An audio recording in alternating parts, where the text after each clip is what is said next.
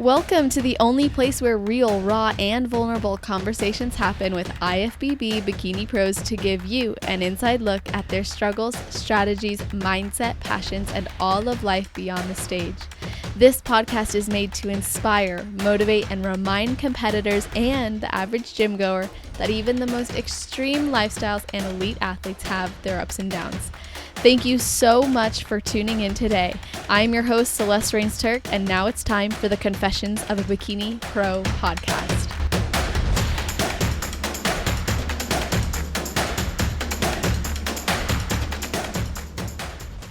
Today we're speaking with an athlete who lives in Fayetteville, Arkansas, and works as the lead expeditor of all NPC Oklahoma bodybuilding shows. She has been competing for the last 5 years and turned pro at USA's in July of 2021 after 7 regional shows and 3 national shows, and now has plans to compete in her pro debut at the end of the year, which I'm excited to hear more about. Her and her partner coach others in reaching their bodybuilding goals, and this athlete is especially known for her posing and presentation coaching. So welcome to the show, Lynsie Hice. How are you doing? I'm doing good. I'm super excited to be here. Very honored that you've asked me to come on the show. Oh, it is my pleasure, and I've been looking forward to this. So let's start by getting to know if you have a ritual or something you do or think about right before your heel hits the stage.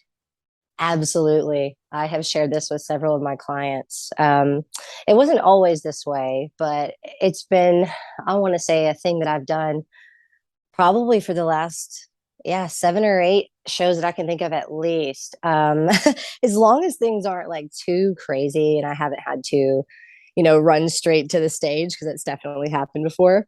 I always have this note in my phone. Not only do I go through like my last few videos of my practice just to make sure there wasn't anything that I needed to remember that I needed to go over before I hit the stage. But I have this note in my phone, and it's always some of the same things I'll add to it, show to show, but it's like, you belong here. You deserve to be here. You've worked your ass off to get to this point. Right. And I kind of go through those same kind of statements over and over and over. And I remind myself to just go out there and take my time, that, I've worked months, years, and no matter how long, like when you decide to compete, you're in prep, so no matter how long that takes, I just always remind myself right before I step on that, that everything that I've worked for is for this moment. So take my time, don't rush, let them, really just look at you, let them, admire your physique. It isn't just like a run out there and get it done and get it over with. I want to revel in that moment. I absolutely love those, few seconds, minutes that we're on the stage. So I just kind of remind myself to take deep breaths, that everything that you've worked hard for is now going to happen just as you want it to. And then as soon as I reach those stairs, I love to reach out and grab that railing, because if any one of you have ever done this, you can feel the vibration of the stage. You can feel the rumble come through the speakers, and the chills. It literally touches your hand and it blows through your whole body. And in that moment, I try to ground myself. I'm like, take my deep breath, grab that railing, feel those vibrations. I want to get all those nerves out before I actually step onto the stage, so that each step up those stairs is more freeing than the last. And when that happens, you just can kind of let that air out, and you can actually even see it. I think in my video at USA's, I almost felt it. I knew in that moment that this was it. And she tapped me on the shoulder. I took this deep breath and I let it all out. And I just did my thing. I enjoy being in that moment. Most people think that I'm not nervous, or that I don't get scared, or that, God forbid, my palms and my feet don't get sweaty. They do. I have shakes. I get nervous. I psych myself out sometimes and think that I'm not good enough to be there. So I have to almost grab myself. Lynsie, I take her and I set her down and I say, I'll be right back. Oh, You stay here. And I like to call my alter ego Sasha Fierce. It's kind of funny, but I literally say, all right, I'm acting now. I'm in this role, and everything up to that point is us just practicing lines, right? So the moment that happens, it's just like, all right, Sasha Fierce is now going to take over. She's this IFBB Bikini Pro, this future Olympia champion. everything that my clients think I am, right? I kind of go through those things in my head, and that really helps me make sure that I set the right tone whenever I get on stage. Oof, I'm feeling like this is gonna be replayed for so many competitors before they go on stage. Like, I think they're just gonna listen to this and be like, wow, that's awesome. Everything you just shared was so empowering and insightful in and of itself. Oh, I'm glad to hear that. I love being able to Seriously. share this because it's every one of my clients that come to me in my posing sessions that ask, we get past the initial how to do a front pose, how to do a back pose stuff. It evolves, believe it or not, for those, who are brand new to this, it evolves past those things. And these are some of the conversations that we get to have, about those moments, because in those moments, when your foot hits that stage, you're being judged right then. It's already happening. It's in motion, it's in play. So we already want to have our best self in mind and ready to present before we ever get to the box. Mm. Yes, I really like that too, because in order to feel connected to our best self before going on stage, we already need to have connected with her, I think, leading into that moment. Yes. Mm-hmm. So, what are some things that you've done to create this vision of Sasha Fierce, that IFBB Pro, that future Olympian? Like, what are the mental tools you've utilized to develop that?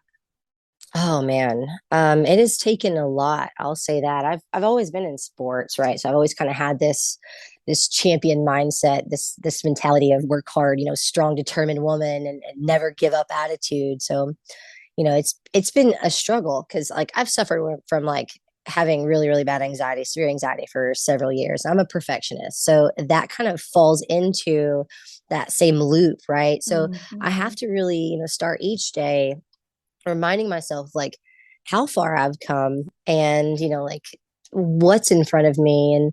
And I had journal in the mornings, and not necessarily like write freely kind of journal, but I write the things that I'm grateful for, and two, three, four things. Sometimes it's five things. Sometimes if it's a really bad morning, I want to make sure that that I have multiple things to be thankful for and to think about, and planning. I've also written myself a letter, that I have to read quite often. It's not something I read like every single morning, but on those weeks that I'm doubting myself, those days that I just don't feel good enough, strong enough, smart enough, just enough, I read this little letter to myself, and it says like you're strong, and you're amazing, and you've been through so much, and you're going to get even stronger through everything you're going through. And that sort of keeps me going, because I've heard in the past, your ambition is stronger than your motivation. So it's just like thinking about how to really put all of those things in line and think about your forefront. I have to start each day with my goals, the things that I want to do, because if I don't, I feel sort of lost, and I don't necessarily have a purpose. I'll get going through the motions, right? The appointments, the workout, everything will seem like just a checking off the box, when you have to remember to really live in those moments. And it's just so real, I guess. I think that is really great and implementable advice right there, even writing a letter Mm-hmm. to yourself and having it be one where when you're in your less empowered moments, you can feel empowered by you. And I like that term of ambition over motivation. Like, I think that's really key, especially for those who struggle with some darkness or dark times mentally, because if there's a version of you that has a future plan or envisions something for their life moving forward, that means there's meaning to your life, and Yes. that takes you further. You don't need to be necessarily motivated when you know that no matter what, that vision exists and can be achieved. Yeah, it gives you fuel. Your dream.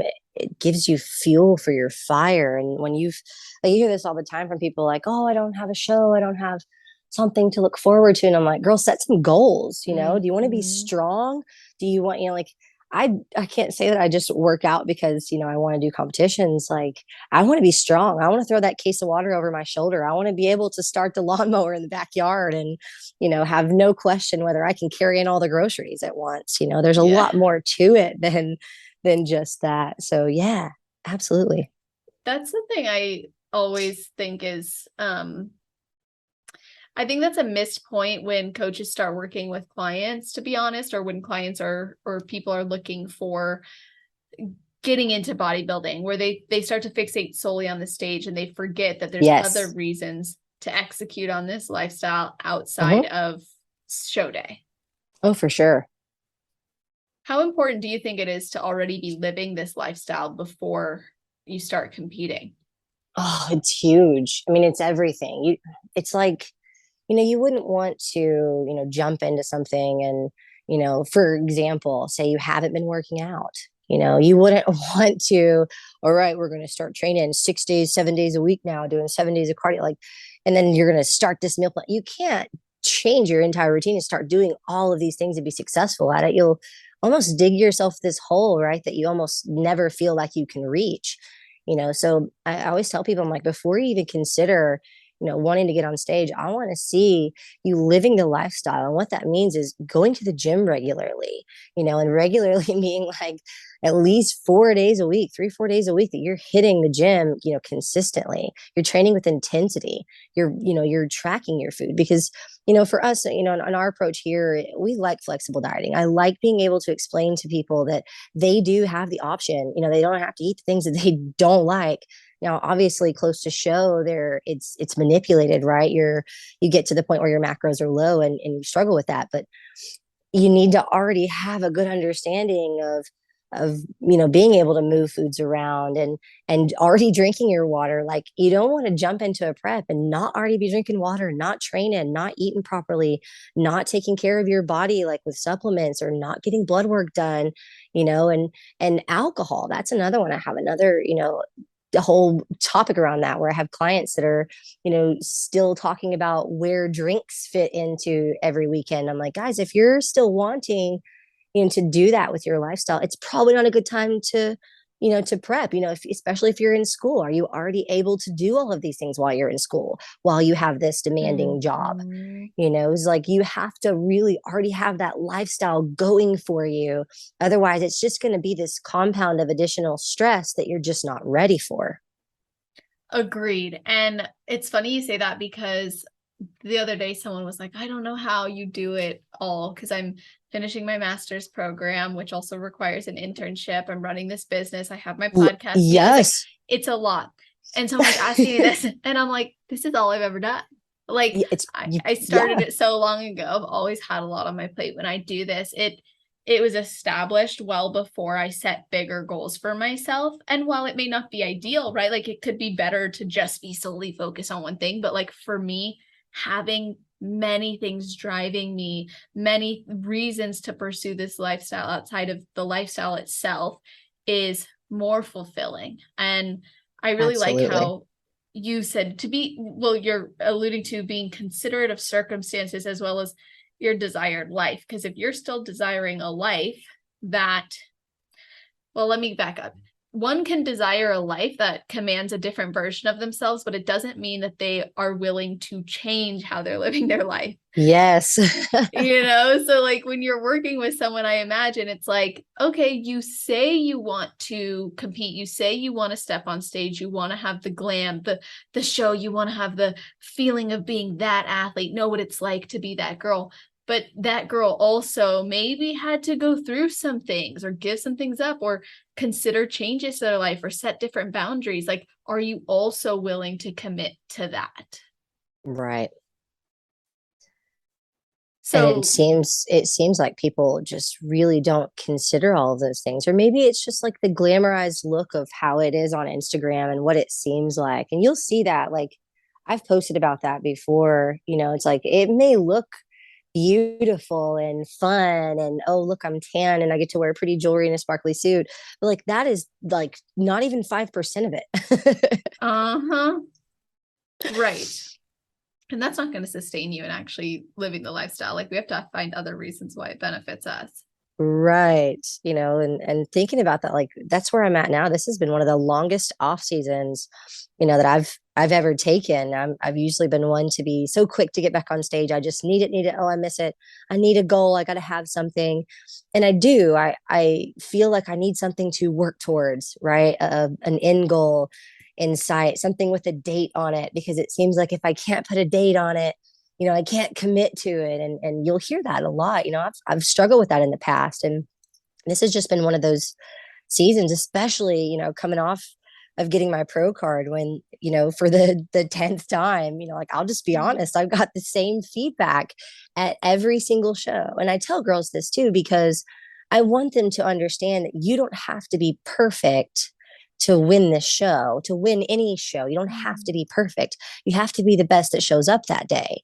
And for the last 10 shows, the judges have told me, Lynsie, you need bigger glutes, you need more development in your lower body. And that's been a struggle, and I have 5 overalls. I've won overall Mhm. titles, still getting feedback that I'm, underdeveloped, that I need more. So like I've taken the longest improvement season that I've ever taken this year. And it's actually been really good for me to not, focus on just having a show in sight, right? Just focus Yeah. on lifting intently and watching what I eat, because I care about the fuel that's being put into my body, and getting enough water, not because I'm in prep, but because it helps me have clear skin and focus and Mhm. sleep, good. And it's about so much more than that. Exactly. And because it's connected to more, then in those hard times where you're not maybe getting the results you want on stage, or there's maybe some doubt, or there's some like fear, or you're having to push really hard, there's more that keeps you committed to it rather than Yes. just the outcome. Yes. And the growth that happens, you see people go through prep and, with not so great experience and a not so great coach or something like that. And oh, it's horrible. They'll say it ruined them. It just ruined their Mhm. lives. And it's like infuriating to me, and on some level, because I'm like, you have no idea, with the right tools and the right community and the right coach, and it changes your life on another level, because you realize that once you realize you have control over these few things and you can change your body and change your life, it spreads into so many other aspects and so many other areas of your life that you suddenly want to, like, I have clients that want to take control of their job and ask for more money, or tell this client that they've been seeing at 5 a.m. for the last 4 years that they just can't do it anymore because it's not working for them and their schedule and how things, for their life. And it's like, that's motivating. Like, that's super awesome to know that, bodybuilding can change your life and push your limits and test you and challenge you in so many ways that you realize you can grow so much. And it's done a lot for me. It's given me something to focus on, and it's directed my life. I mean, I had no idea that, getting out of high school, being, super into sports and having really nothing to do at that point, because I mean, volleyball was life, and I played basketball, or I was a cheerleader. I did everything. I was super, super busy, so to step into this world where you're no longer in a team sport, it's all on you, right? You realize you're like, oh wow, I can change my physique. I can change my mindset. I can say no. I can have control. I'm not being led by my mind. I'm leading my mind and my Mhm. body. And it's just kind of, I don't know, it's irreplaceable. I can't even like give that to somebody. You have to earn it. You have to go through it. You have to grow through those experiences. And seeing other people do that, it's like, right, you get it, right? And they're like, oh my God, yeah, this is crazy. This is amazing. That's a beautiful testament to bodybuilding, honestly. Like, it's so true. It's going to be difficult. There's hard times, but it's perspective. Like, are Mm-hmm. you committing to those things? Are you enjoying those things? Are you executing on them because you know that you want to be better? Like, you're Mm-hmm. willing to be better, and you You can want the work. yes, want the work. Like, you have to have the will to work as much as you have the will to win. Amen. Look at us. We're I'm just telling you. on it.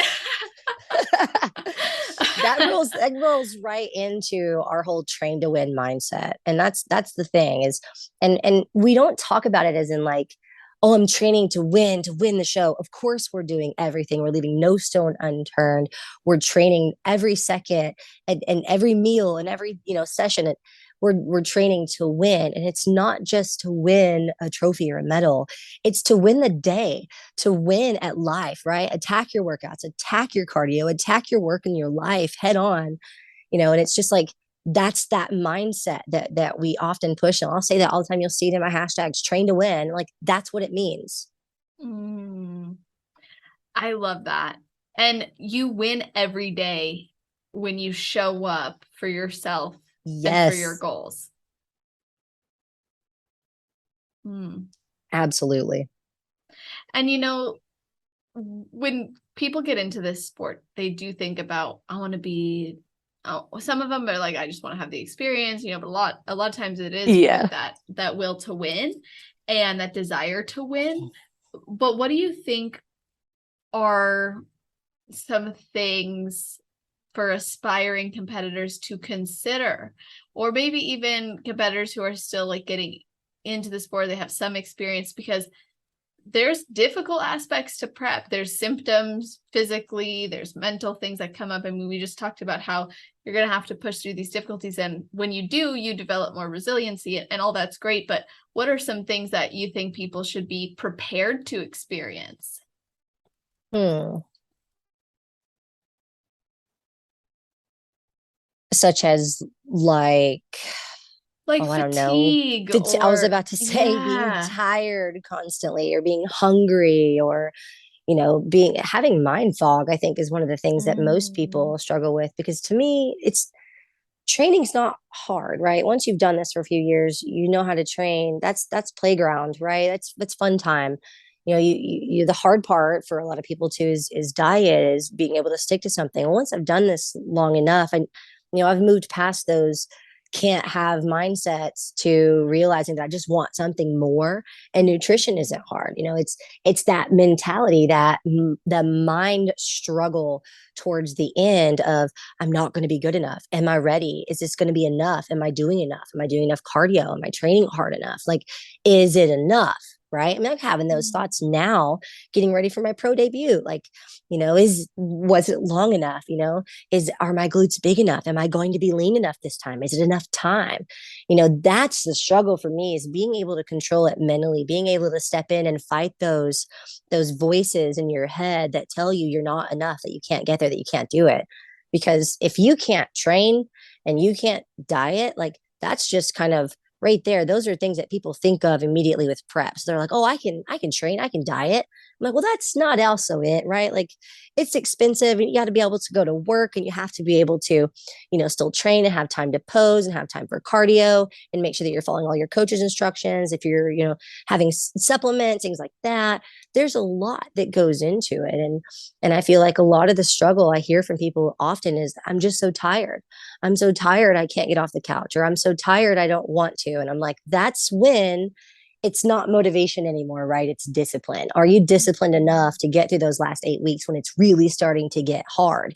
And hard meaning like you can't get out of bed in the morning and you can't lift your arms because they're so tired and they haven't recovered fully from yesterday's workout, and get into those last points where you're starving and you're out with your friends and you're trying to have a social life, but you've brought your food and your friends are giving you a hard time about it. Like past that, I've gotten to the point where I just do me. I focus on me and my goals. And, a lot of times people will say things about what you're doing. And it's really just a testament to them, is they're not that disciplined and they struggle with that mentally. mm, And a lot of times, you'll see those people will be bitter, be, upset about it. But over time, those people will watch you and follow you and be like, well, a few years ago, I was thinking about, doing that diet or whatever. And now all of a sudden they're eating healthier and they're going to work out and they were giving you trouble about it last summer. It mm, motivates and inspires people to continue to push through and do the hard things, right? Because that's hard. That's just one of the hard things that you have to do.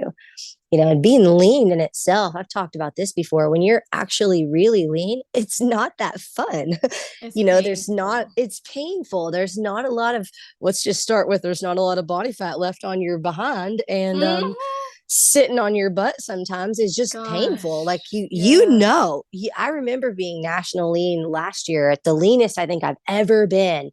And I didn't want to sit a lot because every time I sit, Yes. I could feel my bones pushing through the little bit of muscle that I had on my glutes and my back. My gosh, my back was sore. And thinking about that constantly, it was just like, I'm exhausted. My bones and my joints are creaky. And everybody says, oh, you look so strong and so big. And you're like, don't be fooled. I am very weak and tired and hungry. Hmm. And to some people, this would elicit a red flag and say you should quit. But when you've done this so many times, you know that it kind of just comes with the territory of this Yes. level. Yep. And you'll hear people say like, "Oh, well, that's prep." And I'm like, "Yep, that's just a way to sum it up." Yeah. Well, is there a time where it's better to step away? Like, at what point do we say this is too big of a red flag, maybe? Right. And that's what's usually really hard for people, and I'll even say for coaches, because it's really hard for me to look someone, and tell them like, hey, you're not, like you're super stressed right now. Your grades are struggling. You're already talking about, financially having to, worry about paying for things later. Like this doesn't seem like the best time for prep, and this is the thing is, don't get your heart set on one show. The stage will always be there. There's shows every weekend. It's always happening, right? And I often tell my clients too, like, we don't like to pick a show and then force the body to get ready for it. Like it adds all this extra stress, right? So I'm like, get your body in a good position, before you start prep. Get into, a mode that is where everything's churning along, your blood work is good, things are happening, and then start getting lean. Let your body kind of do that. And you get to the point where, you're like really wanting to compete in a certain time frame, but your body's fighting you. And you've gotten to the point where you can't take any more calories away. You can't do any more activity. Your mindset is shot. Your grades are suffering if you're in school. Your boss is now texting you and going, "Hey, what's going on with you? Are you okay?" This is stuff to consider. Like, should you push forward? Right? Because there are those moments where you're like, okay, is this something that I should be pushing through? Because there are those moments where you're like, oh my God, I just want to quit. Like, this is the hardest thing I've ever done. Now, if you have a good coach, you should be calling your coach right then and saying, hey, like, I'm struggling today. Like, I have clients all the time that call me up out of the blue and they're like, I just dropped my food on the floor. I'm about to have a meltdown. This has been the worst day of my life. And I'm like, it's okay, guys. It's not the end of the world. You don't have to be perfect. That's just one out of the 20 something, 30 meals you're going to have this week. Don't sweat it. So I forgot where I was going with that topic, but what was our question? Basically, like it's not necessarily like time to quit, but those are some things to Yes. think about. Yeah. And you've competed. You've probably considered at one point, is this too much? Am I doing, too much? Is this a good time for me? Because it's like, realizing that on one scenario is like being super close to a show and you're like, oh my gosh, I haven't paid for it yet. Like I have everything, like shoes, suit, all that stuff, but I haven't paid for my show entry yet. And that's another thing. I usually wait with our clients. So we're like 3-4 weeks out to really pull that trigger. So we have sort of assessment periods, right? So it's kind of like you assess where you are when you start and see if you're in a good place financially, physically, and mentally to get started into a prep. That blood work goes into that too. You want to make sure that you're not in a bad place metabolically to start a prep. And if all of those signs are lined up and things are still going well, it's like pinpoint, what is it that you're actually struggling with? What is it that's wanting to make you quit? Do we need to make changes to your diet? Do you just absolutely hate that Friday's leg workout? Can we make that better? There are things that you can do to improve. And when you've reached the end of that, right, and you're having these conversations with your coach, and your coach tells you like, hey, maybe now's not a good time. Maybe we should pull back, get some recovery and give you a little bit of a rest, maybe kind of reset your mindset. And sometimes that's the thing. It's mindset. People don't realize too that your body works off of what you think. And if you think you cannot lose any more weight, you will not. And a lot of times it's like, sometimes you just need to, you've heard of refeeds, right? Sometimes you just need a refeed. Sometimes you need a break. Sometimes you need like a break for a few months from your work, from your working out, from, maybe just a 1 week break. There's lots of different things you can do right up until that point, until you decide like, hey, maybe this just really isn't the best time to compete. Maybe I'm trying to force myself and my body to do something that it's just not physically ready for, but I would always encourage anybody who's in that situation to have that conversation with their coach, because a good coach is going to tell you, hey, dude, like, I think you're ready. Or, hey, man, let's just like take a break. Let's just step back. We're not afraid to do that over here. I had to do that for a few clients that were planning to compete next month and in the Oklahoma show. And it was just like, I know these two ladies want to bring their absolute very best to the stage, right? And the last thing I would want is for them to get on stage, not have the best experience, not place well, or just really not be happy with their stage shots or their physique. I do not want that. Yeah. Like I compete myself. I care super, super much about that stuff. So like, I want them to have a good experience in bodybuilding and want to keep doing this.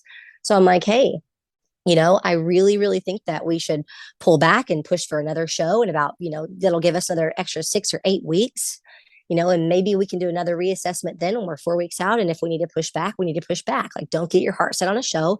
Let's get your body in prime position, to where it looks good. And usually when you take away that factor, that pressure, they immediately start losing weight. They start relaxing. Everything starts kind of happening.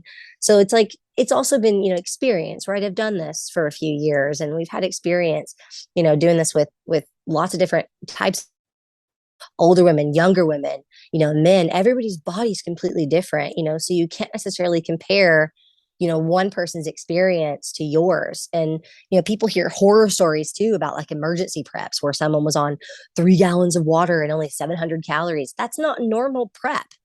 Right. That's maybe someone hopped to another coach 4 weeks out and they did everything they possibly could to bring them in on point, right? And then someone hears that who's never competed and they're like, oh my God, 700 calories, 3 gallons of water. I'm going to die. 2 hours of cardio. I can't do that. I'm like, well, it doesn't start out like that. Everybody's body's different. Everybody's prep is different. And I'll say this, no one prep out of the last 10 shows that I've had were the same. Yeah. Not for cardio, not for training, not for diet. I'll say that. My first show, I didn't do any cardio. I was very fortunate. I kind of panicked like 2 weeks out and I had someone say to me, oh my God, you didn't do any cardio? And I freaked out. I was like, oh my God, coach, like, do we need to do cardio? Do I need to like at least do some before the show? And, he laughed at me. He was like, Lynsie, we don't really need any where everything's, working out on point. And I was just kind of like, but that's the one thing that everyone's saying that's missing from my prep. And, I realized after that, like, wait, everybody's approach is different, right? There's all kinds of different ways to do this. You've probably heard the saying, there's a million ways to skin a cat, I think is what the saying is, right? Well, there's a lot of different ways to do this. And the longer I'm in this, sport, I start to think that this career is just like, wow, it's so evolving. It's always evolving. It's always changing. And new information is always coming out. And nothing in this sport is absolute, right? So there's lots of different approaches to everything. And I think that's the thing, is realizing that. And, it is hard. It is hard. It's not easy by any means, but it's also doable when you have a good coach and a good community and you have someone you can trust. If that relationship is not there, then of course it's going to be hard. You're going to feel like you're letting your coach down if you don't finish, or like that's what most of them end up saying is they're like, well, I don't want to disappoint you or let you down. I know we were really looking forward to the show. And I'm like, listen, I am so glad that you care what I think, but this is about you. This is your life. I'm here to help you better your life and your experience. I want you to win because it makes you happy, right? Of course, like people care, if they're going to hire me, what kind of track record I have. But at the end of the day, I really only care about the experience of my client. I really only care if she had a good day, if she enjoyed her physique, her experience, and she had a great time and her family was happy. Like, that's what I care about, because I wanted to look back on these memories and these experiences and say how wonderful it was, how much fun it was, and how much she gained and grew from it, not how much it destroyed her mindset or, destroyed her body. And that's kind of what got me into this in the first place, is really hearing from, my passion for coaching grew more and more and more when I had more women come to me post show talking about a horrible experience or a terrible prep that they had, or how they may never compete again, right? Because of such and such circumstances, and getting 16th place and being way out of shape. And I'm like, I'm sorry, but I'm not going to lie to you and tell you that you look pretty or that you look good or that things are okay if they're not.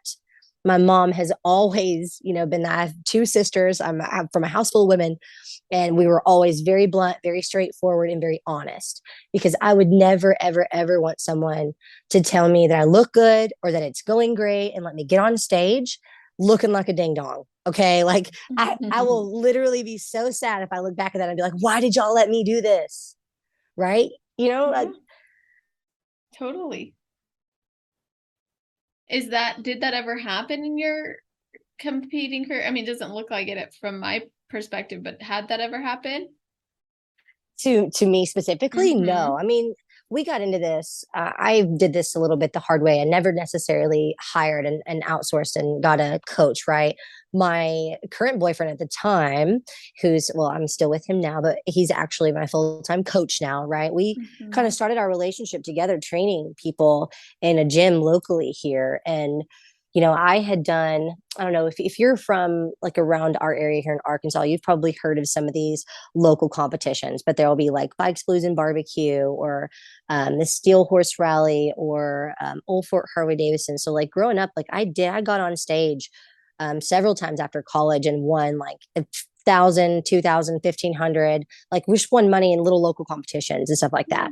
So when people kind of started talking about it, I think it was close to 2013, 2014, when I really was getting into watching like the NPC and stuff like that.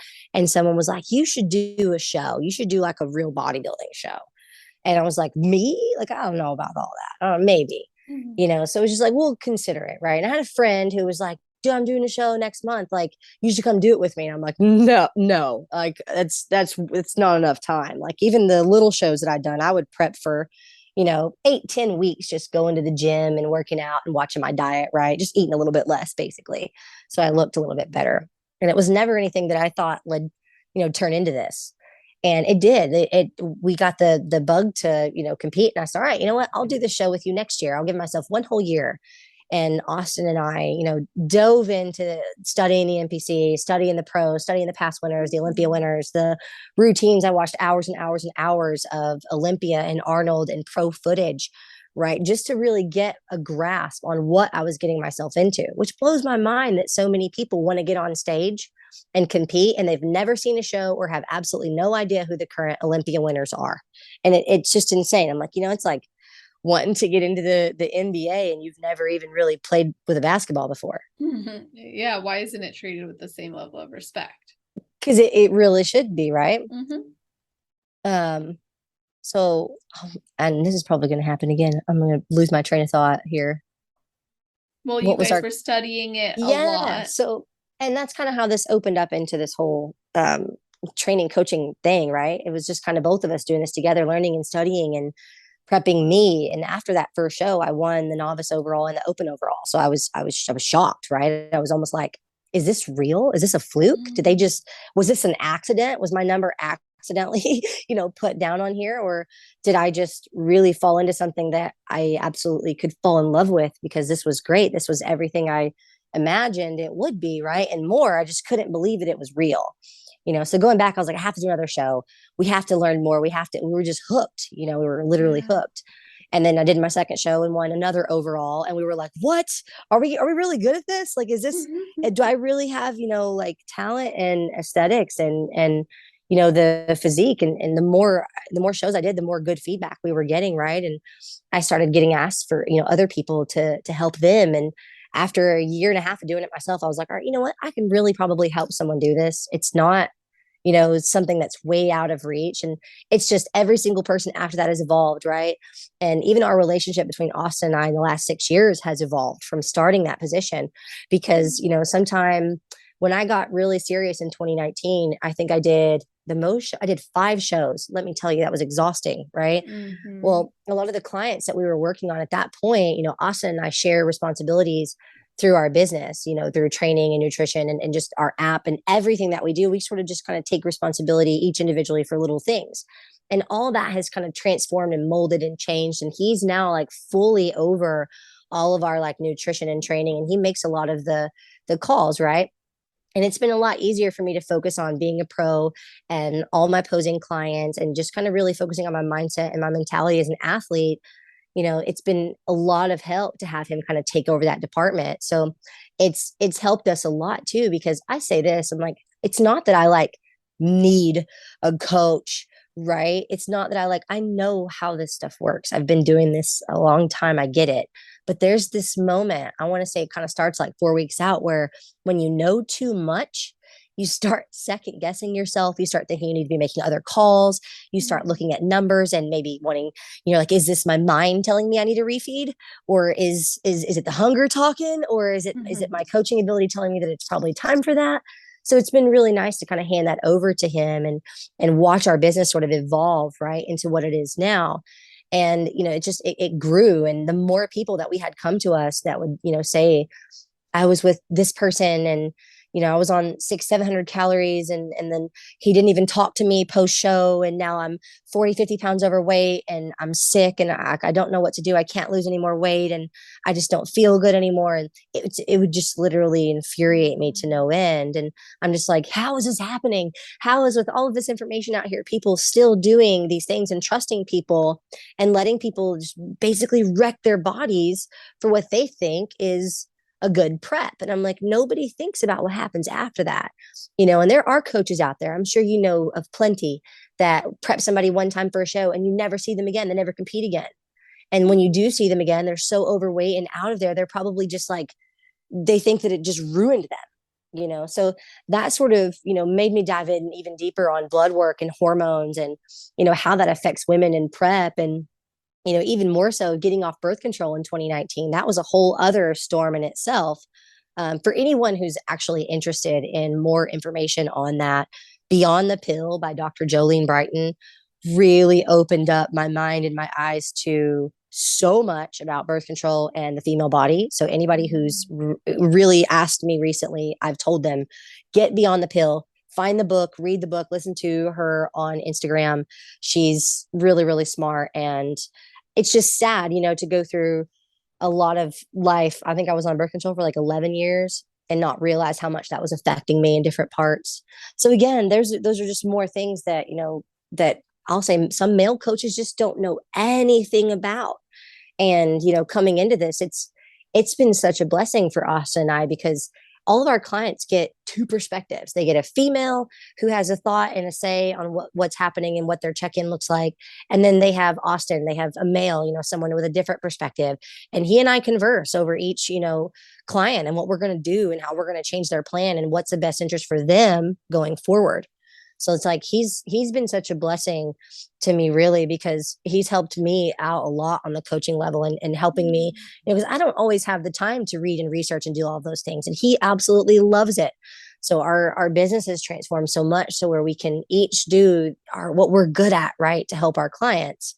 And it's really cool. I'm looking forward to all that we're doing this year, because Austin and I are working really hard to try to get our gym open here in Northwest Arkansas, so that we have a hub and a community for our Fit and Physiques family. I want everybody that's, we've had a lot of clients, like I was saying, that have been through, we'll say, what we call shit preps, right? Mhm. And it's kind of put them in a position to be really appreciative of a good coach and a good team and a good community. And I want to give these people a home and a place that they can feel comfortable, posing and heating up their food in a microwave, and, Yeah. just a place that they can be themselves.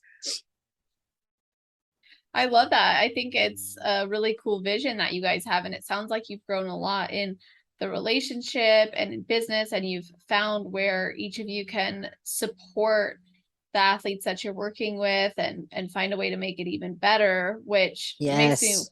kind of want to touch on your bread and butter now, which you said is posing. And for you, Mm-hmm. what I've seen from you anyways, there's a lot of confidence, and it appears that every movement you have is calculated, from facial expressions to hand movement to hair movement. So how have you gone about choreographing those extras, and when do you think it's appropriate to start focusing on those details of a routine? Oh boy, that's a loaded question. So with that first part, well, rephrase, say that for me again, so I Yes. make sure I got it all. Yes. How have you choreographed some of those extras so every move is Okay. calculated? Yeah. So for one, just like you said, every move is calculated, right? We think about everything. Now, obviously, there's a start to finish here, right? We don't jump right into, all of those tiny little things. And I tell people always, you can't change everything all at once in one day, right? If you have several things that you need to work on or you don't know what you're doing yet, focus on one thing and in priority order. And I say priority because in priority order, we'll say, what's the first point that a judge is going to see you, right? So we think about that being in your front pose. And I focus a lot on those two things. I make sure that most of my clients have a front pose and a back pose and a smooth transition. And, then we go off of physique and how that changes, how they're, adapting to movement. But outside of that, how I go about that is everybody's a little bit individual, right? Like, and in bikini specifically, it's been my specialty for the last few years. I've added wellness and figure, and I love them both, and they're growing so rapidly. But bikini really is like where my heart is. And I've watched, like I said, I've watched several Olympias for the last few years, and how much bikini has evolved in the past few years. It's always evolving every year. Well, you're in the sport, you get to see the new things and the trends and how things change and the judging, how it's manipulated. So it's each person is individual, right? I give them the ability, especially in bikini with all the multiple front poses you can have.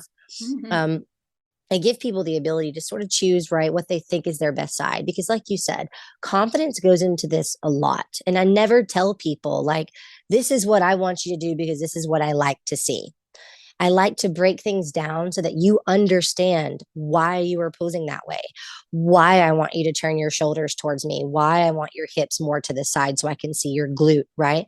And there are all these little things that play into building it. And I always tell the girls, start from the ground up, right? We're going to build it from the ground up. And once you know what you're doing and you know how to practice, that's where most people kind of stop, right? They're like, okay, I know what to do now. And I'm like, listen, put yourself through those scenarios, go through comparisons 4, 5, 6, 7, 8, 9, 10 times, because especially your first show, it's going to happen. You're going to be rolling through that a lot. You got to practice holding your front pose. And as far as routine creation goes, I start with something very simple and based on, right, like how quickly they're able to adapt, their movement on their feet, how well they are in their heels, we may decide to add things, right? Like I have some clients they've just started out and their physique is still growing in different places. They may be underdeveloped. And let's be honest, a lot of the clients that I work with are underdeveloped athletes. A lot of us in the NPC, we're underdeveloped in some way. We're all trying to get our pro cards. So we're either have, maybe smaller shoulders or smaller lats or smaller glutes or they need more development in their lower body, or maybe they're larger and they're trying to fit into a division. So I take all of those things into account that when the things that you see online, like not everyone is just posing that same way, because we can pose and say, oh, this is how it's supposed to be done.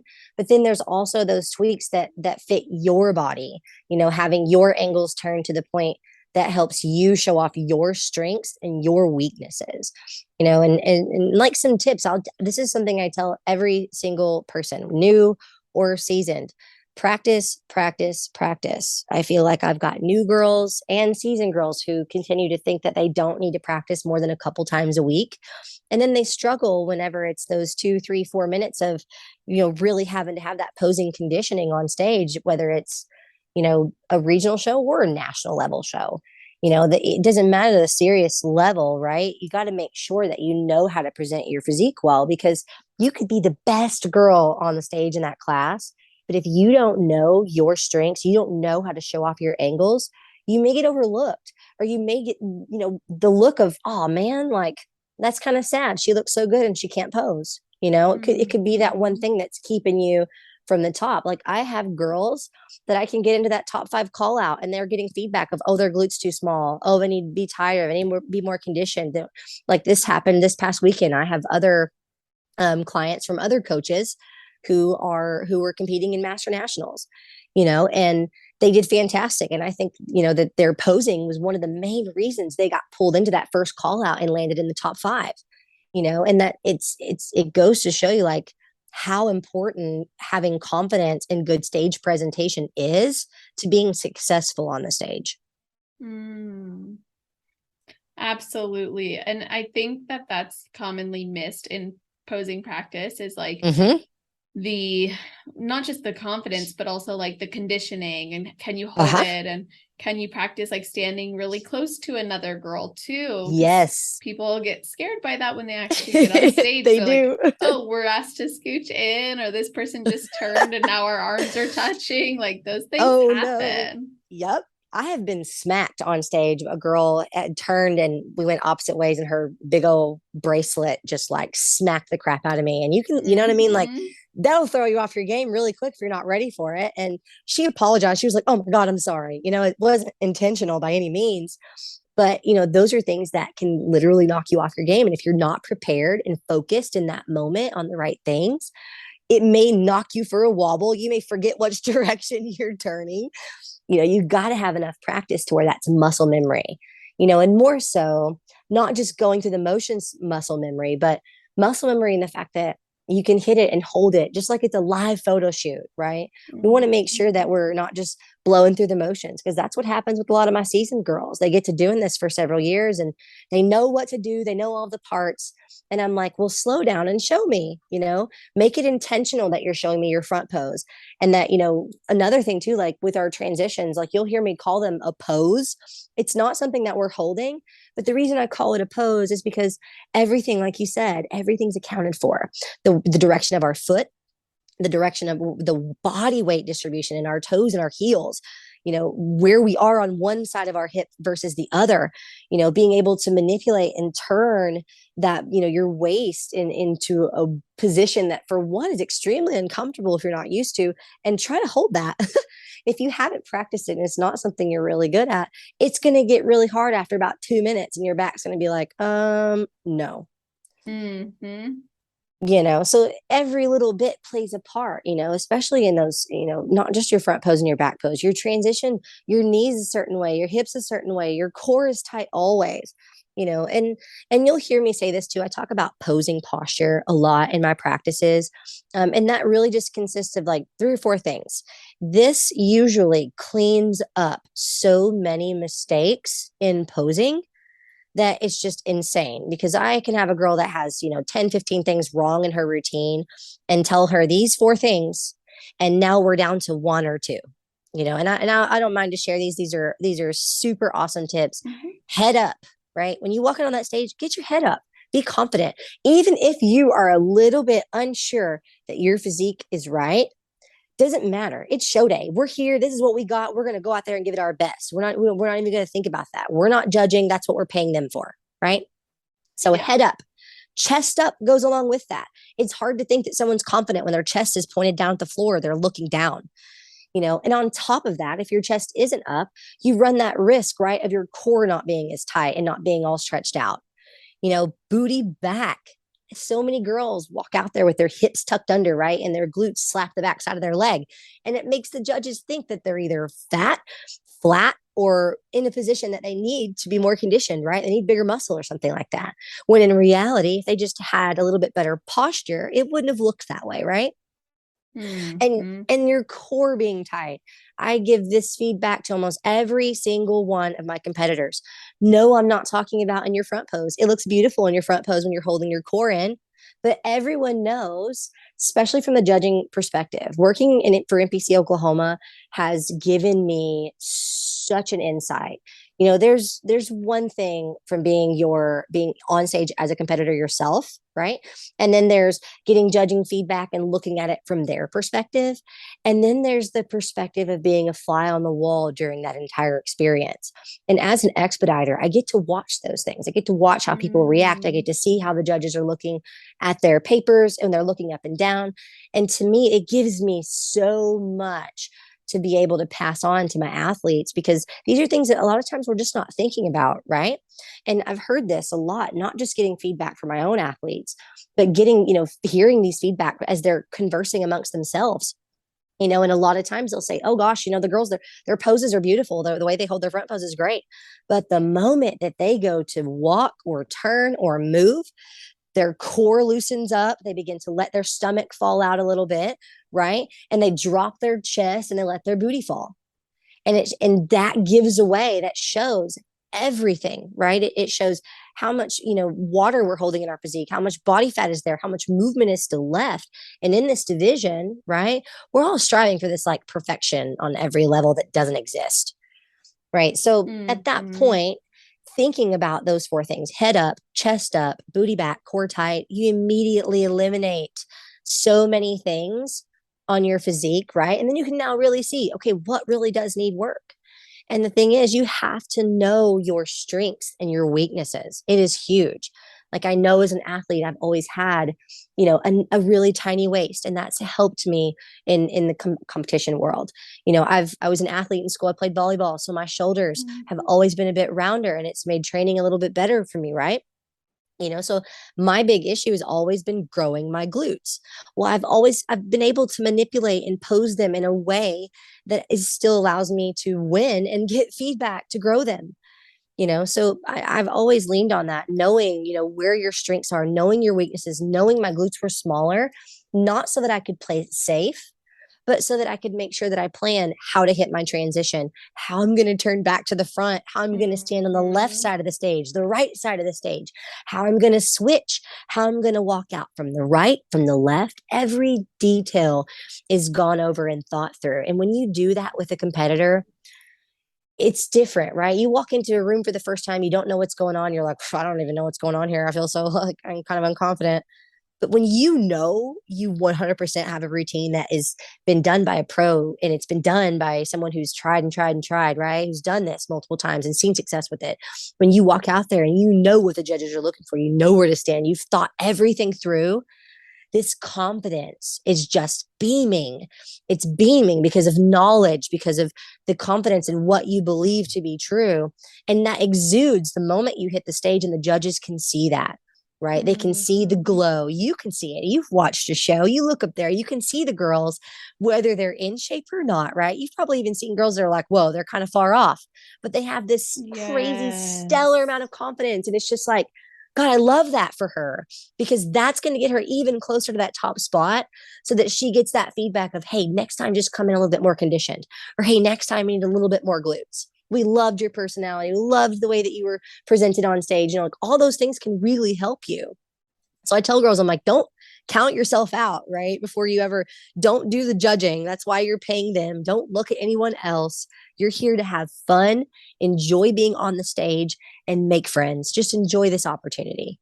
I love that. And I love how you brought in your perspective as an expediter and how you've been able to witness reactions, whether that's from competitors or it's from the judges. So Oh, yeah. have you ever, because like when I've gone to shows or I'm standing backstage or I'm enjoying watching a show after my classes are done, I pay attention a lot to how girls respond to things judges will do, like when they move a Yes. girl. And Uh you can huh. tell when a girl is defeated mentally. Yes. You can see it on her face. She wears it. So it's important we are mindful of our face. So as an expediter, have you seen or maybe perceived that the girl had it in the bag until she changed posture or changed face or anything like that? Or have you Oh, seen yeah. it? Okay. Can you tell Yeah, us about absolutely. that? I have seen girls that have won. Like it is obvious to me. I'm like, dude, this girl's insane. She's totally fixing to crush this class.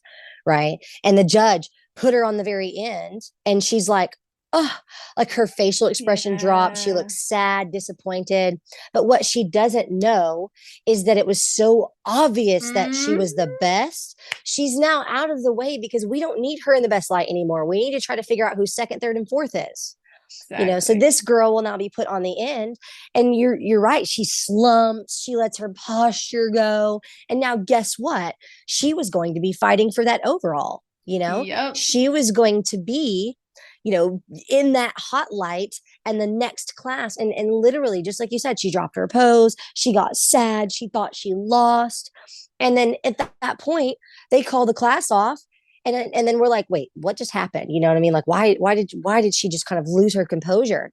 And she just thought that they didn't like what they saw. I'm like, don't base that. Our judges, especially in Oklahoma, our head judge is nationally, he's a national level judge, so he Mm-hmm. does a lot of national level shows. And that's very helpful for us, right? Because he does things a certain way. He does things in a very quick, certain way. So he has a certain way that he switches people. And I've seen it more than once when a girl or a guy looks really good. He doesn't need them in the middle anymore. It's obvious, and you will almost see the defeat on these people's face. I'm like, no, it is not over yet. It is not done until that medal is around your neck. Like you have to keep that composure even up until you walk off the stage with your awards, right? I'm like, this girl literally was the best. She still got first in her class, but let me tell you, when they went to the overall, when she turned it back on, right? Because she was so excited, they already knew. They saw her in the last class. They saw her slump. They saw her let her belly out. They saw her let her glutes kind of relax in the back and her sad, posture in that sense. And I think it cost her a little bit. I really think that they saw that and they remembered that, especially for our judges in Oklahoma. They're so, so good. I mean, we have a special card system, a critique system that they have set up, that for each competitor that comes across the stage, they look at hair and makeup and tan and suit and conditioning and muscularity and presentation, posing, confidence is on there. All of these things, right, are on this list. And if it's good, you get a really big check mark. And if it needs improvement, it's going to be on there. And they're going to put that needs more confidence, or need to work on your posing, or, needs more conditioning, needs more muscularity. And you have that ability, right, to grow on that. And just because you get feedback or things aren't, you get moved to the end, doesn't mean that you're not winning. It doesn't mean that you're not in there, right?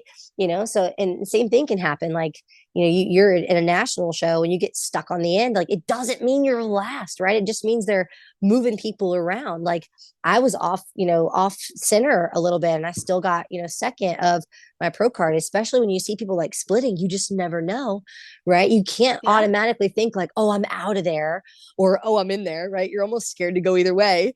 You can kind of just, stay focused, stay in the zone, and just kind of stay at that point where your composure is there. Like you said, you're smiling, you're keeping everything there until the final whistle blows. And when they finally do that overall, in it or not, now you can be like, okay, all right, what did we get? This is the placing. And honestly, you're not going to be able to see it that day. I'll just say that. My hindsight is always 20/20 on shows. I always feel I'm like, what happened? How did I miss the mark? How in the world did I get second? How could this have possibly happened that I got 9th, 11th, whatever, 5th, and you start to think did I just blow this thing?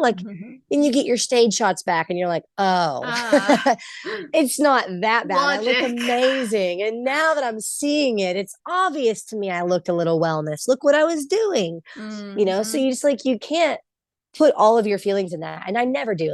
Post show, it's just all right, it's time to eat, it's time to celebrate. I did this thing.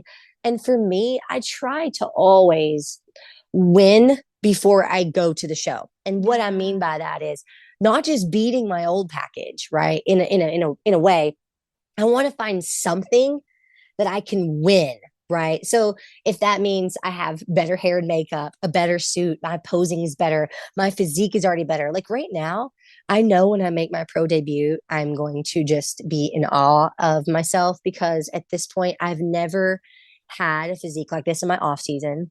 I've never had such a good improvement season. I've never really had the setup that I've had this year, or the glute size. I know we haven't really touched on the fact that, I've, for the last 3 months, I haven't been able to train upper body. That's been absolutely insane for someone who's trained 5-6 days a week her whole life. And now I'm only training 3 days a week doing lower body.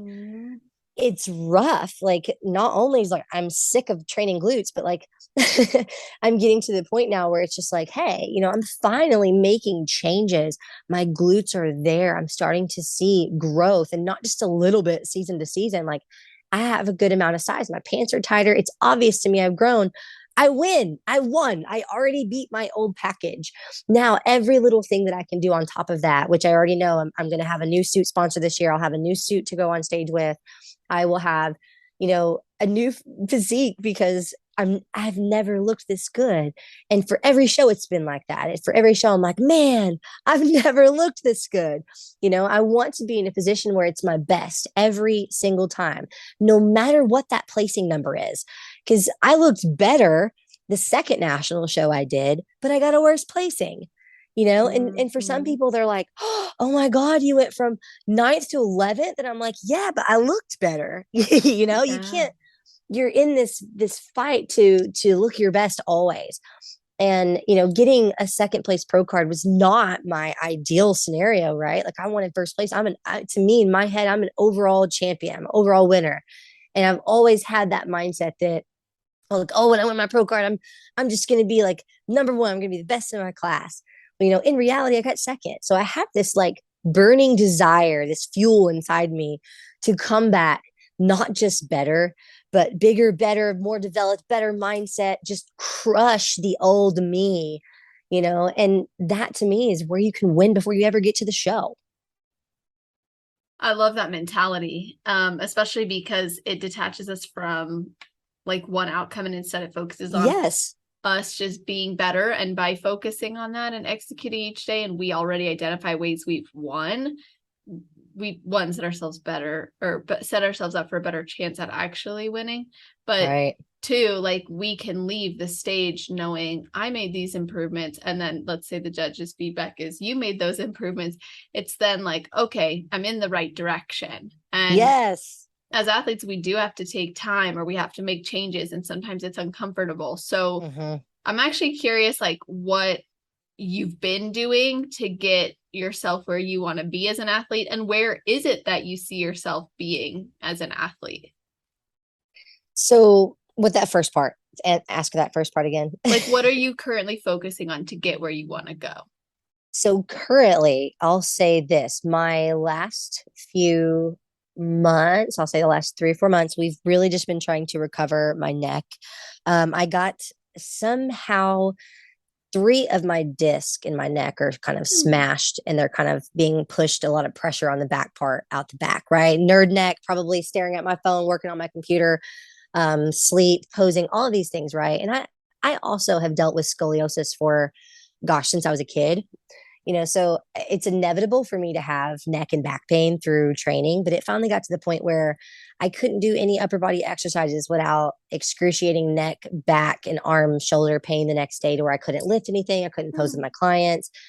And that was just kind of an issue, right? So I can't really focus on making a pro debut until that has been better. So for the last 3 months, I've literally just been focusing on my glutes, my hands, my quads, and my calves. And I've done a few different exercises, but mainly focusing on hip thrusts 3 days a week, as heavy as I can on one day, and then a mid, just kind of different rep ranges, just to really get an overall good amount of size on my glutes. And so far, that is definitely showing to be working.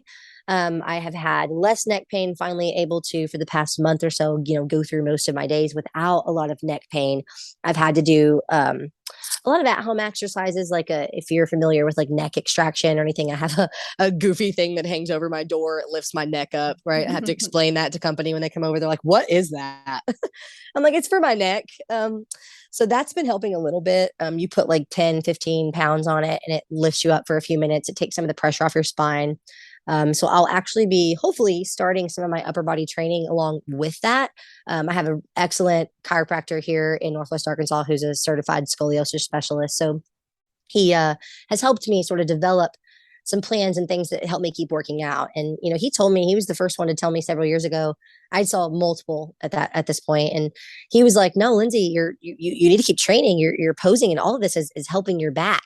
So it's just kind of giving me another reason to kind of keep going at that and staying healthy at that, and to really push. I mean, I've been wanting to make my pro debut honestly for months, but I'm waiting, for coach's approval and the green light to make that decision. And he just told me a few weeks ago that now we're going to go ahead and schedule my blood work, because I just got to the end of a gut protocol to really make sure that my digestion is A plus right this year, right? Like I don't want to have any issues.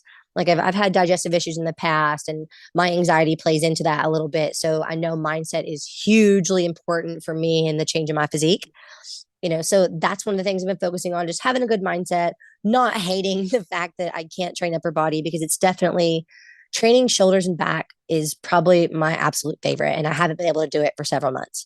So that's been kind of a bummer. But like I said, I'm making changes in my glutes. My glutes are growing. My waist has gotten smaller for this off season, which has been huge. So we've just been really focusing on that and making sure that my calories are up. Like I'm literally just around 10 pounds, maybe above 8, 9, 10 pounds above my stage weight. My guesstimated what it was last time, around about where I think it's going to be. And so, really just been pushing calories up at this point. I'm somewhere over like, I'm around 2,200 calories now. So, I know he wants to get me up just a little bit more to make this more of a comfortable, prep, and for me to have longevity into this season as well. Like I know it's towards the end of the year, but we haven't really decided officially if that is the only show that I'm going to do, if that makes sense. Like I'm hoping to make my pro debut in December, but if I'm ready early, we may jump into a show in November. And now obviously, we may hit a show on after that as well. My birthday is on Christmas, so I'd like to get it done before that so I can celebrate with my family. Um, but outside of that, it's been kind of tough to choose. I've just been kind of focusing on mindset, focusing on growing these glutes, focusing on just, like you said, the nutrition portion, the making sure that I'm getting nutrient foods, making sure I'm getting plenty of fiber, drinking plenty of water, really getting myself in the prep before the prep, right? Just getting that focus on. Outside that, I'm hoping to hear in the next week or two. I know my plan is about to change. I think next week he's incorporating a little bit more of upper body for me to kind of start working back in, just kind of start going through the motions, see if we have any pain. Past that, once I schedule my blood work and it all comes back in, good ranges, we'll be able to start my prep, my little cutout, I should say, because prep's already started. Like I'm already preparing, right? Yes. So at that point, I'll be in a deficit. I'll be more clear with that. That's awesome. I love that plan. And I think it's really cool how you're focusing on all these different bits and pieces. It's not just physique development, it's gut health, it's mentality, it's yes. How long do you want your that, season to be? all of that is important, going into this. So, and I want to be successful. I don't want to just show up and, the whole, oh, I just want to, just want to show up and be there. I'm like, no, I am a really competitive person. So if I set my mind to doing this, I want to win. And it's important to me, obviously, that, going into this dream of becoming, the next Olympian, I want to be Miss Olympia. It's a huge goal and it has been for several years. And I remember, I remember winning an overall, my third overall in a row. And I was just ecstatic. I was on this high, and the head judge pulled through to talk to me. He was like, you have a great physique. Please tell me you're going to keep doing this. You're going to go to nationals. And before even thinking, I was like, I want to be Miss Olympia. Okay. And before I could even bite my tongue, like I'm talking to a head judge, national level judge, who didn't know me very well at this point. And I just grabbed my sword out of the car and I was like, I'm going to be Miss Olympia. And I was like, oh my God, I want to put my foot in my mouth. But at the same time, I realized I had said something out loud. I said it out loud and it became real. Yes. And I wasn't afraid to make that come to life. And I looked at Austin in the car and I was like, I can't believe I told him that. And he was like, yeah, me either. That was crazy. And I was like, I feel it. I feel it inside of me. I feel like this is what I was meant to do. Like, this is what I was, this is why no career in my past has ever been fulfilling enough for me, is because all of the cheer, the dance, the sports, the everything that I've been through working in restaurants with my family. My family owned a restaurant for over 10 years. I was a manager, for several other businesses after that. And, being in that, it's taught me everything up until this point of, just being this athlete. And it blows my mind kind of. I can look back on my past and like, wow, everything that I've done has prepared me for this career and this lifestyle. And it's become more and more real, I wrote Lynsie Hice, IFBB Bikini Pro on every notebook, everything in my room since like 2018, and I knew that was going to happen. It was just a matter of, when, I know I'm going to become a pro. I know that I'm going to be a pro. Like I am already. And I knew that inside my heart, I had to become that pro on the inside before it would happen on the outside. I had to believe that I was incredible enough to be at the pro level. I had to work hard enough, right, to be at that pro level, and trust and have a good mindset. And all those things had to be in line. I knew that I would have to do all of those things and be a pro before everyone else would believe it was true. And that's kind of how I got into coaching, because I know there's a lot of people out there who who wait until they're a pro and they're like, oh, when I become a pro, I'll be strong enough or confident enough to start my coaching business. And, or when I become a pro, when I get there, when I get to this goal, I'm like, let me tell you, I thought that too. Even I thought, you know what? I'm not going to feel like such an imposter once I get my pro card. I'm going to have this newfound confidence. And don't get me wrong, it is there, the confirmation. I could cry still to this day thinking about it, like that I've earned that I've earned that respect for myself, right? But at that level, it's just like I knew inside my heart I would have to become that before it happened. So I started focusing on becoming a better coach, becoming a better athlete, becoming a better poser, becoming a better, role model for not just my younger sisters, my friends and my family and my clients, and becoming that, being a coach, it gave me that motivation. These women who believed in me, these women who said such wonderful things. Because again, I can wake up and think that I'm not enough and feel like I'm not enough. And then I look at the things that these wonderful women have said about me and about Austin and about our coaching experience and our team. And I'm like, yes, I am smart. I'm intelligent. I'm talented. I'm amazing. I can do this. I've literally done it and tested over and over. Right. And so realizing that I could do this and I could be a pro, I'm going to be that pro coach that and do things the way a pro would. I'm not going to, drink a whole bunch and binge and just, forget that I have goals, right? I'm not going to let myself get 30, 40, 50, 60 pounds up in my off season and get so far away from my goals that it's just impossible to get back there, right? I want to keep those things in mind. And this is why I said, I've had the best improvement season I've ever had. I got my pro card and I felt like, I'm like, you know what? I need to be that example. I need to be the pro. I've got my pro card now. I need to have absolutely nothing left out there, right? Making me feel like I'm an imposter, like I'm a fraud, like I'm not living up to that expectation. And that was kind of it for me. It was like, oh, I knew I would get it.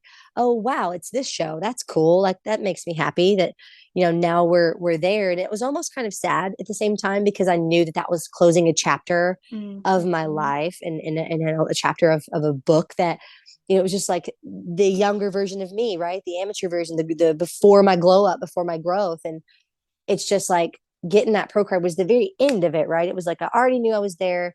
So going into this year, I thought, like, oh, now I got my pro card. I'm gonna have this newfound. I still feel like an imposter some days. I still feel like I said, like I'm not good enough, like I'm not smart enough, like I won't be, but I am a pro. I'm at that level, whether I've made my pro debut or not. Like I've earned that status, and that is, it's just nobody can take that from you. Having that mindset and believing in yourself and knowing that it's coming before it's ever going to be here. It's just, you have to believe it. It has to be real in your head, and you have to truly believe that you can actually do it, or it will just continue to be this dream, this something that you're fathoming that you can't even imagine, right? You have to imagine yourself winning the stage. I have imagined winning my pro card for years. I've imagined making my pro debut. I've practiced making my pro debut for years, right? I've practiced the moment that I win my first pro show and I get to hold a fake check or, whatever it is. Like I'm already thinking like, I know I'm going to do that. Who knows when it's going to happen, right? Who knows when, that'll be in due time as long as I continue to work towards those things. But it's just like the step one is just believing that you can physically do that you can actually see yourself as a winner, and a lot of the clients that I work with too, like we talk about getting ready for a show, and why we don't just talk about doing your individual routine or just comparisons. Like I talk to you about, comparisons in your class and going to an overall. And I ask them like, what are you going to do when you win? How are you going to hold your trophy? Because I want you to visualize that moment. It doesn't happen unless you really can see it truly happening. That in itself is like, it's just, I don't know how to explain that. It gives you so much more fuel to truly step into your power and claim your position. Absolutely, because in your mind, you've already experienced it. So it creates a new upper limit for yourself that you're then able to see beyond it. Because sometimes we set this goal and it feels scary and then we don't know what's beyond it. But if we can say like, okay, I've set the goal, I've envisioned myself actually achieving that goal, and I know what comes after. Like you said, we're putting it out there. We're preparing to receive it rather than leaving room for doubt or question. And yes. we can let go of the timeline, but like we can also recognize it will happen eventually, but we have to align ourselves to that goal in order to then take the actions that support us in getting there. Yep. I have to agree with that. Well, I just love everything that you have been sharing because it's very insightful and it's things people can apply for themselves right away. And it's funny you brought up the imposter syndrome because I was going to ask you about that. So I'm really happy you touched on it. And now I just want to know, like, what are you envisioning experiencing at your pro debut? Oh man. I've literally just been thinking about it and how it's like going through the whole visualization process. I literally, have a few minutes. It's kind of one of the things that I do to get ready for my workout. I start thinking about making my pro debut. I even pose a little bit because that fuels me, to remind myself like, oh yeah, like, just kind of get into the mode of it. But, one of the things that I focused on the most now is what am I going to do? Right. You get to think like, oh man, I get this extra minute in my routine, right? Like, what am I going to do? And I've thought about too of all the same principles that I teach my other girls. We don't, we do what we need to and not anything extra. So you're not going to, I'm not going to be out there too long. I'll say that. You're not going to see a bunch of stuff I haven't practiced, right? I'm going to probably show off my best moves. And right now I'm still trying to dial in exactly specifically what I want to do with my arm, how I want my hand to lay in my transition for my back pose, practicing whether I want to walk all the way, whether I want to keep that short. I've even decided to make a difference between what I'm doing in my individual routine versus what I'm going to do next to the other women in comparisons. So there's another little thing there that I'm thinking about. Again, I'm working with someone different this year for my suit. So they're going to help me, very specifically design a suit that's suited for my body. Because in the past, I just still like out of all the suits I've worn, all the shows I've done, I don't think I've had the perfect suit that fit me absolutely perfectly for my body and exactly what I wanted. So I'm looking forward to really getting that. And I think I've told Austin this multiple times over the past month. I've said every time I've practiced my routine, I'm like, I just want this moment to last forever. I want to get up there and to not be so scared, not be so nervous that I'm looking around at the crowd, that I'm worried about being next to other pros, because this is going to be a very surreal moment for me when I'm standing up there next to those other pros. I might not be able to contain my emotion. And I know that, right? So I'm working really hard to start already in visualizing that, and just really thinking about how that's going to feel, how it's going to feel, how it's going to look, how things are going to smell. I want to feel everything in that moment, right? I want to think about, obviously we can't plan everything. And we don't know what it's going to be like, right? It's kind of like you're acting in a movie, you're memorizing your lines and you're practicing, but at the end of the day, it's improv, right? It's live.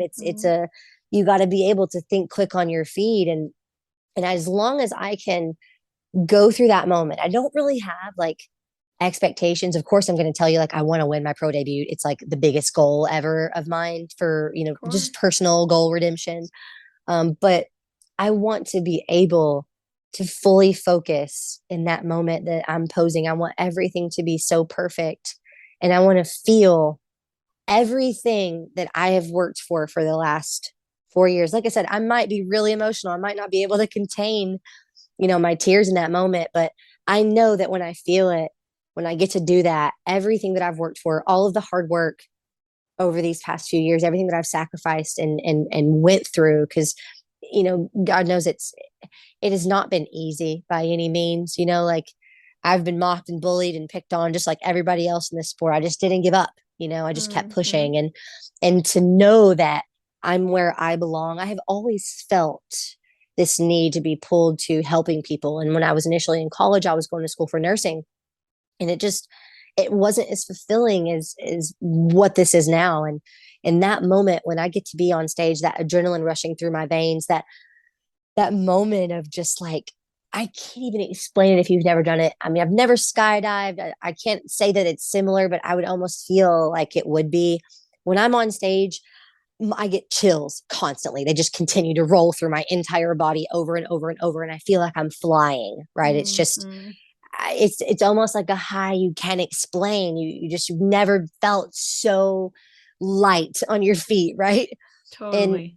And my biggest thing is I love posing. It's so enjoyable to me. And I want to make sure that I don't make a single mistake. I want you guys to see every little piece that I've planned and practiced and worked so hard on. And in that moment, I'm just so stinking proud of myself that I don't really care what happens, like win, lose, whatever. Like I'm sort of inside my head. And I just want to make sure that I don't know that when I step back up there, if I'm honest, it kind of feels like my first show, you know, it's like my first Yeah. show all over again. And I want to feel that experience. I want it to be so amazing. And I remember how nervous I was for my first show and how I felt like maybe I didn't belong there. And I just want to make sure that every moment is practiced, every little bit is thought through because I do belong there. I've worked my butt off to get to this point, and I truly believe that I do belong on that pro stage. So to finally feel that, to finally get this moment that I've waited so long for, I can't wait for it. I can't wait for it. And I know I'm going to be so sad as soon as it's over, you know, but as Austin told me yesterday, he was like, why can't you just do that and refeel it at every single show? Why can't every single show after that, you just enjoy that moment and make it feel like your first show, you know, and it just might happen that way. I've really been thinking about that and how much I truly love competing and how in the past it's just been so like I want to win, you know, I want people to see and that our coaching is good and that it's all, you know, fine and dandy. I don't want to, you know, do bad and people think that I don't know what I'm doing. So there's always been this like added pressure, right, to do well and succeed. And it's really hard to win your first show times two, right? And then win your second show and then your third show. And it's like, well, anything after that, like anything that's not first kind of feels like a disappointment, right? It kind of feels like well, you're not good enough. And I don't want to feel like that, right? So just like what we talked about before, there's so many other things that I want to focus on outside just, you know, like I made it. I'm in the pro league now. It really doesn't like it matters how I place, but at the end of the day, the fact that I'm up there on the pro stage and I'm competing and I'm doing it and I look amazing, that's what's important to me, right? And then I enjoy that moment because I want to do this because I enjoy it, not because it's something like have to do for my career, you know? So I want to keep that feeling, that love for the posing and for just being on stage because it kind of changes how I look, right? It changes how you look on stage. And people talk about this a lot when they see me compete. They're like, I love to watch you on stage because you just look like you're walking on water. And I'm like, oh my God, you're so sweet. Thank you for Mhm. that. Like I work really hard to do that. But like the fact that I'm inspiring other people with my presentation, it just feels like I'm this dancer, right? And I work on my dancing routine for Yeah. months and months and months and then I get to show you guys this one time just for a couple minutes and it's like all that hard work is given during those 2 minutes, right? I just want to make it last forever. So I want to do everything I can to make my pro debut feel like a party, feel like a start to a new chapter because getting my pro card really closed my last chapter and I feel like stepping into the pro league is going to open this new chapter for me. I'm going to see really where I stack up, where I line up against the other girls because in my head it's like I know I belong there. I know I can do it, but I'm like what am I going to look like? You know, am I going to be too small? Am I going to be too big? Where am I going to land? You know, so I honestly can't wait to get that out of the way and who knows what it's going to feel like after that. You know, like things may be different. I may be like, oh man, this is great. I can do this for every single show afterwards. And I hope it continues to go that way. But the longer you do this, you pick up new challenges and you come across new ways of thinking and how you're going to improve your last package. So that's just a few of the things. I know I'm going to have bigger glutes, a better suit, better hair and makeup. I have always done my own makeup for all of my shows. I am not a professional makeup artist. I got to be honest, I don't even wear makeup that much. Mhm. But it was really fun learning how to do that and I actually watched a YouTube video. I think for the first 5 shows, I watched a video along with doing my makeup. So you can do it if you have to, right? And this is just kind of one of those things like my hair is too long now for me to be fixing myself. I don't if I cannot do a blowout on this like 22, 23-inch hair that I have now. I swear my hair has grown so long. Mhm. But like those are things that you know set you apart at the pro league. So I'm anxious to see what pro level Lynsie looks like. I'm excited to see pro level Lynsie. I think it's going to be awesome to witness all of this come to fruition and Yes. have you have that amazing experience. And I'm definitely going to follow up with you and see if all that was what you had. And I would love to Oh be, yeah, we'll have to do that. yeah, that would be awesome. And I want to leave the listeners with your best advice. So can you let everybody know what your best advice is for someone who's never competed before but would like to, and then your best advice for someone on their road to pro? So for someone who's never competed before, I think we touched on this a little bit earlier, is really just get your life in line, live the lifestyle before you consider doing this. Get to a show, watch what's happening, plant your butt in the front row at prejudging. And if you're not sure what division you're in, look at all of the women's divisions. Pay close attention to what's happening. Ask, interview these people. Like, what's your diet like? Don't settle on the first coach you find, right? Find someone who works well with you, someone you can trust that can help you not just compete, but like with other goals in your life, your strength goals, your your physical, your mental goals, any of those, other things. So if you're just starting, focus on living the lifestyle, focus on enjoying training, enjoying watching what you eat, or at least getting on some sort of consistency to where you're able to enjoy your food and eat most of the same things every day, because that's it's pretty much prep in a nutshell, right? Mm-hmm. And for those that are on their way to their pro, gosh, just don't give up. Like, it doesn't happen the same for everyone, right? Like, some girls I know did one regional show, went to nationals and got their pro card. And I'm like, oh my gosh, how does that happen? Right. Like, that was one of the things that was big for me, is I wanted to make sure I was pro level before I ever even went to nationals.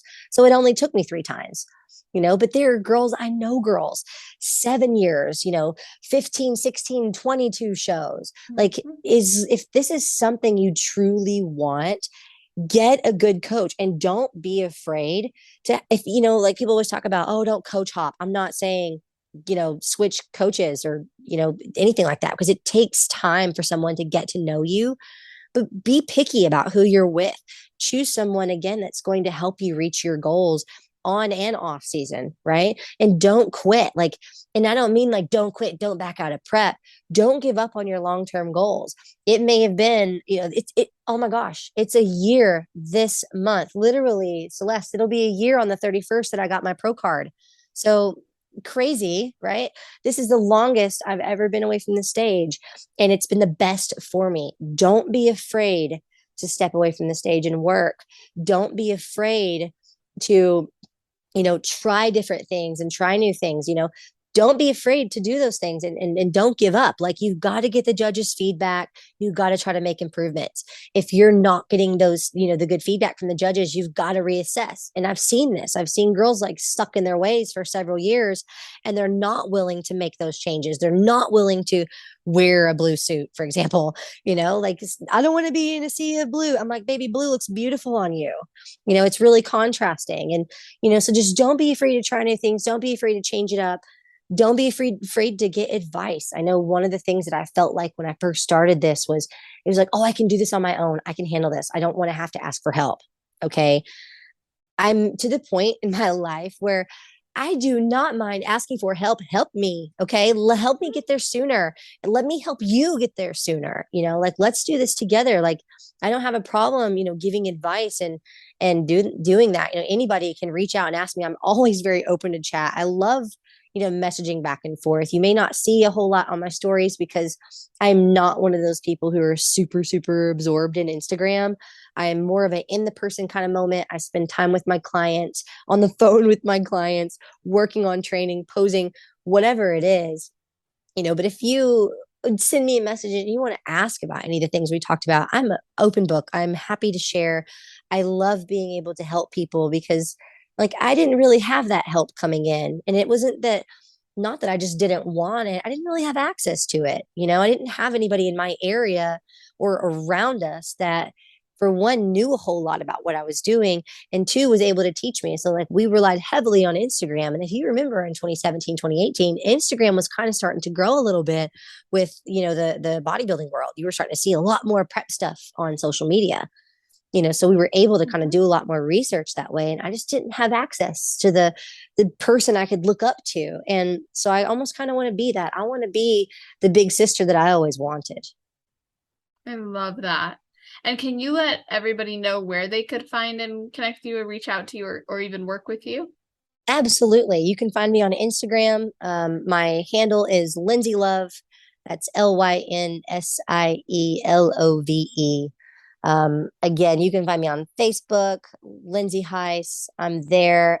I love emails. If you want to reach out, like I said, on Instagram or even at my website, fittedphysiques.com, you can go there as well, where my partner and I have our like samples of our clients and, just basically kind of how our training and stuff works. So anywhere you can email, you can text. I don't mind. I love that. Thank you so much. I'm going to put all of that in the show notes page. You guys, that's always on celestial.fit/podcast.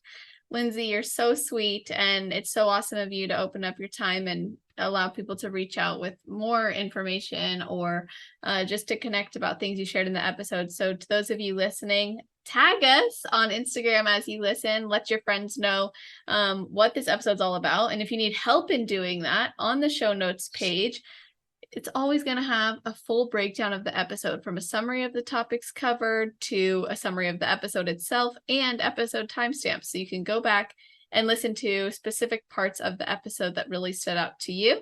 So thank you again, Lynsie, for your time. Absolutely. I've enjoyed it. I hope we get to do this again soon. That would be awesome. And I hope that you all have an amazing rest of your day, night, or morning, wherever you are in the world while you're listening to this episode